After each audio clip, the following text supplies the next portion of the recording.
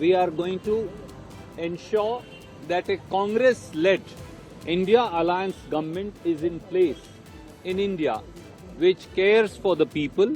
कांग्रेस के रणनीतिकारों में से एक रणदीप सुरजेवाला कह रहे हैं कि पार्टी ये सुनिश्चित करेगी कि 2024 में केंद्र में इंडिया गठबंधन की सरकार कांग्रेस की अगुवाई में बने। दरअसल कांग्रेस को यकीन है कि 5 राज्यों के चुनावी नतीजे उसके लिए उत्साहजनक रहेंगे और इसके बाद विपक्षी पार्टियां इंडिया गठबंधन के बैनर तले केंद्र की मोदी सरकार के खिलाफ लामबंद होंगी। लेकिन इधर इसके उलट कांग्रेस के नेता प्रमोद कृष्णम लगातार पार्टी की मुश्किलें बढ़ाते जा रहे हैं। कृष्णम कांग्रेस के तौर तरीकों पर लगातार निशाना साध रहे हैं।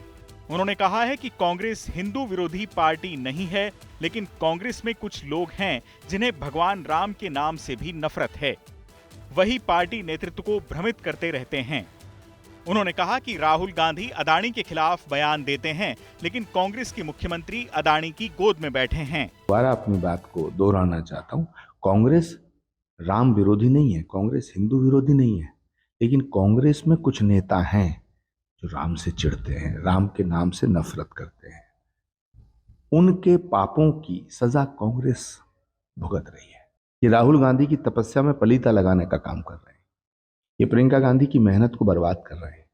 ये सोनिया जी के त्याग को बर्बाद कर रहे हैं। खड़गे जी के अनुभव की ऐसी तैसी कर दी है।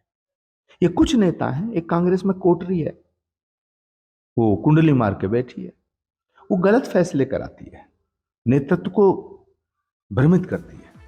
कृष्णम का कहना है कि कांग्रेस के कुछ नेता इस तरह की हरकतें कर रहे हैं जिससे पार्टी कमजोर हो रही है। इधर कांग्रेस की दिक्कत यह है कि पार्टी के लिए प्रमोद कृष्णम के खिलाफ कोई कार्रवाई करना भी आसान नहीं है। कृष्णम कांग्रेस का अकेला सॉफ्ट हिंदुत्व वाला चेहरा रहे हैं। यूं भी कृष्णम कांग्रेस में प्रियंका गांधी के खास माने जाते हैं। वो कई बार प्रियंका को प्रधानमंत्री पद के दावेदार के तौर पर पेश करने की मांग करते रहे हैं।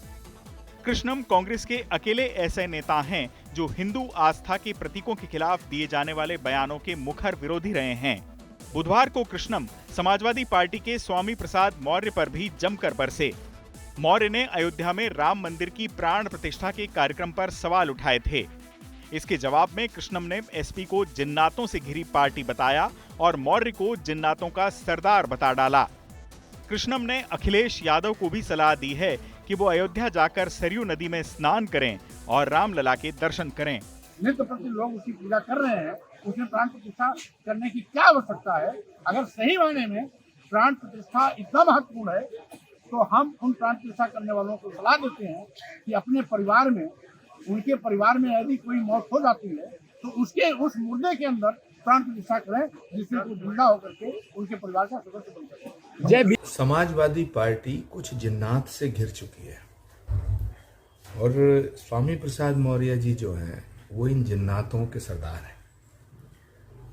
स्वामी प्रसाद मौर्य जो बोल रहे हैं उससे समाजवादी पार्टी का बेड़ा गर्क हो रहा है। ये देश और इस देश में रहने वाले करोड़ों हिंदू अभी तक रामलला के भक्तों पर जो गोलियां चलाई गई थी उनको नहीं भूला है।